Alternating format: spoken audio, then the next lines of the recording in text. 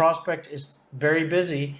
And if they're extremely busy, most likely they could be too busy to call a salesperson back. It could be very possible that a salesperson leaves a message and the prospect does not have interest. If the prospect is not interested, then the prospect likely will not call back. It's not to say that the prospect might not be able to become interested, but if they don't know who you are and you're a salesperson and you try to create a little intrigue in a voicemail message, it's most likely not going to be enough interest or intrigue to motivate them to pick up the phone and call you back. It could be the reality that if you're calling a manager, most likely they might have a level of ego in terms of their status and how they view themselves. If they're normally giving salespeople tennis balls and throwing them and having salespeople chase their tennis balls, when you leave a voicemail and ask that prospect to call you back, you're throwing a tennis ball and asking that prospect to chase after your tennis ball and to bring it to you. And it could be very likely that the only reason they don't call you back is because they think they're important or they know they're important and they're above calling a salesperson back. It could also be that maybe they're interested. Maybe they think they might need what you sell, but they might view you as a salesperson, and they know salespeople can continue to call and call and call. You know what? They might just say, oh, I'll talk to them the next time they call because I know they're going to call again. There could be the possibility that the prospect says, I want to talk to this person. They write down your phone number from your voicemail message, put it on a piece of paper, and they forget to call you back because they're so busy and there's so many messages and so many things to do. It could also be the case that they don't even hear your message. So when you factor in